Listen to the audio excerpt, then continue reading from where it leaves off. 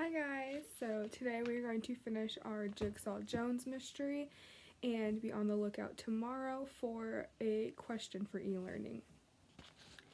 Chapter 10, Pumpkin Pie. I never really believed it. I mean, it was all fun to talk about mummies and all that, but I thought it was just talk, just my rotten brothers telling me crazy stories. But now I didn't know what to think. Did the mummy really rise from the dead? Was this his idea of Halloween fun? Stealing a bag of worms? The trouble was, I didn't have enough facts, and you can't always solve a mystery without facts. It's like trying to finish a jigsaw puzzle with a few pieces missing. Just not gonna happen. Maybe the worm thing wasn't such a hot idea, Mila said. Poor Joey, I said glumly. It will break his heart. We sold tickets and everything. Meanwhile, a group of kids was gathered around Helen. He's back, I heard Bobby Swolowski say. The mummy has returned. That nearly sent the class into a panic. Ralphie Jordan told everyone what happened to Twinkles the cat and Earl Bartholomew. And don't forget, Mr. Riley, Kim Lewis said. His hair turned white when he saw the mummy. The more kids talked, the more afraid they got. A few boys even hid in the closet until Miss Gleason told them that enough was enough. She barked, "That's enough of this silliness." Miss Gleason stood and slammed the closet door shut. Unfortunately, her tail got stuck between the doors. That made her even madder. That's when Miss Gleason saw that Geetha Nair was hiding under a desk. "Geetha, what are you doing under there?" "Hiding from the mummy," Geetha answered in a quivery voice. Miss Gleason heaved a heavy sigh. "Please come out, Geetha. I don't think mummies go to school." There's that picture.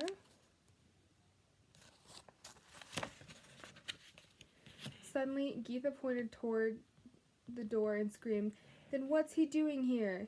Everyone stared at the door. A hand wrapped in bandages slowly pushed it open. Kids screamed and dived under desks, but I stood my ground. Not because I was brave, but because this particular mummy looked a little familiar.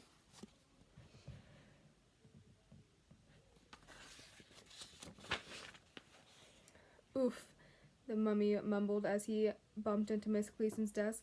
"Joey," I said, "is that you?" The mummy lifted a bandage and looked at me with one eye. "Hey, Jigsaw, nice costume. It's me, Joey." He looked around the classroom. Why is everyone under their desks? Did the hamsters get out again? I noticed that Joey was holding a bag. My bag. I snatched it from his hand. "I've been looking all over for this."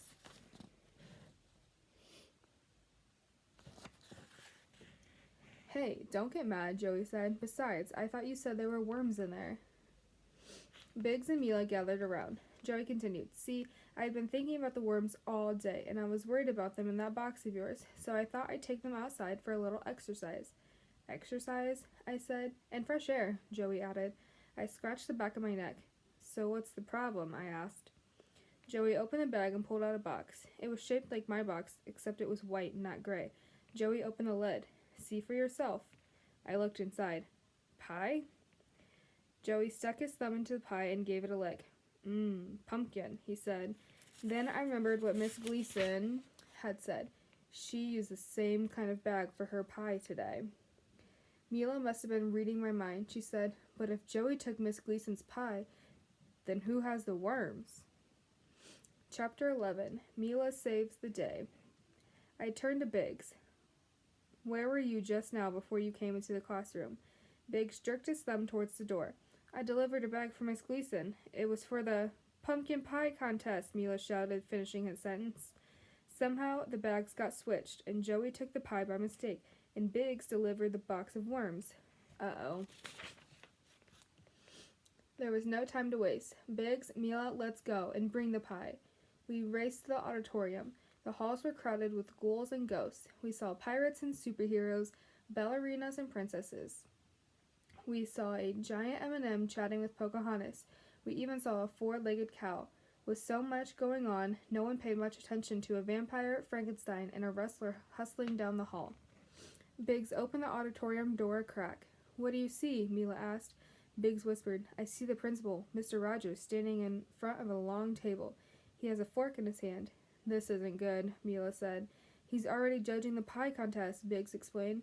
We all poked our heads through the crack in the door. Mr. Rogers had placed a fork in his mouth. He chewed thoughtfully.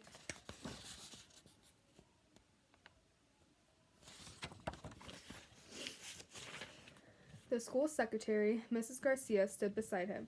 She wrote on a clipboard, "Mr. Rogers is at the end of the table. Jigsaw."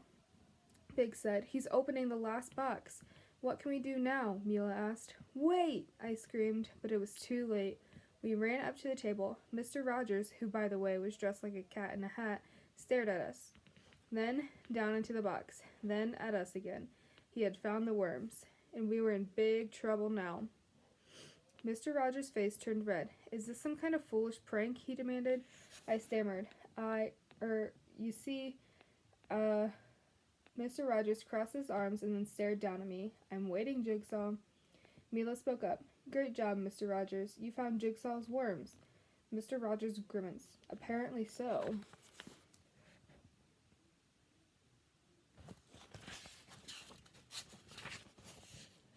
"It's my mistake," Biggs piped up. He handed Mr. Rogers the bag with Miss Gleason's pumpkin pie. "I brought the wrong bag." "And these worms?" Mr. Rogers asked. How could I ever explain it, I wondered. Mila thought quick. "They're for Jigsaw's costume." Mila reached into the box and pulled out a worm and placed it on my head. Then Biggs grabbed a few and laid them on my shoulders.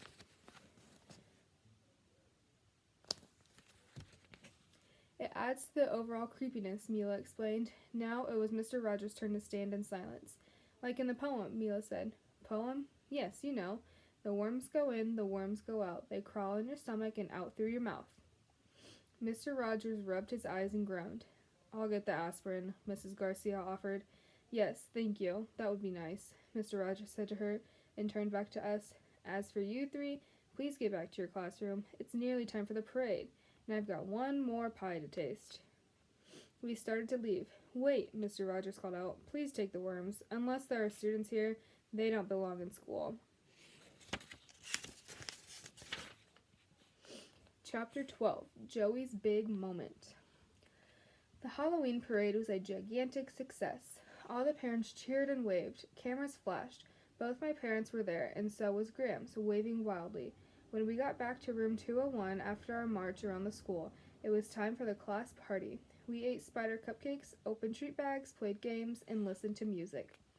Everyone turned to look when Mr. Rogers burst through the door. Smiling happily, he handed Miss Gleason a blue ribbon. She won the first prize in the contest. We all clapped and cheered. At long last, Miss Gleason let us go outside for afternoon recess. Here was the moment we'd been waiting for. Eddie Becker clapped Joey on the back. "Nearly everybody bought a ticket," he said. "We're going to be rich." We crowded into a tight circle. Joey selected a worm from the box. It was short but thick.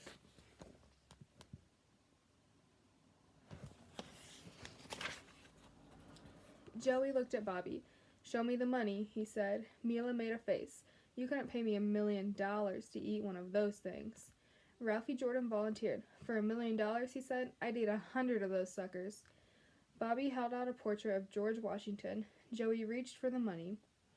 Bobby caught him by the wrist. "No swallowing it whole," he said. "I want to see you chew." Lucy Hiller turned green. Nicole Rodriguez turned away. "Do it, Joey," Mike Radcliffe urged. "I need something to wash it down with," Joey said. "I was prepared for that." I handed him a juice box. "Joey, don't," Danica said. "That's a living creature." Joey scratched his head. "It's just a worm," he replied.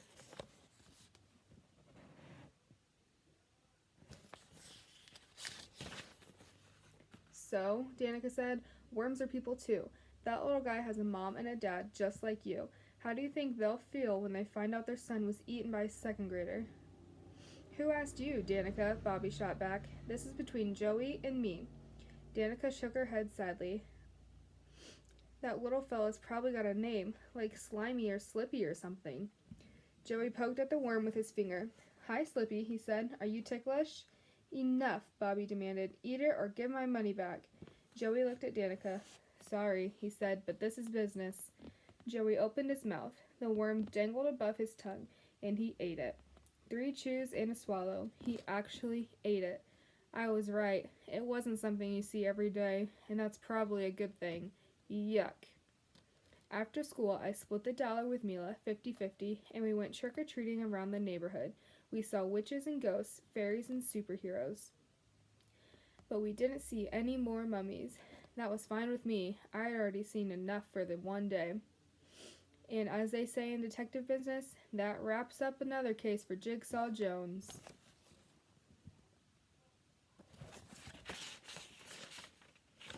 Okay, so that is all for that book. I hope you enjoyed it.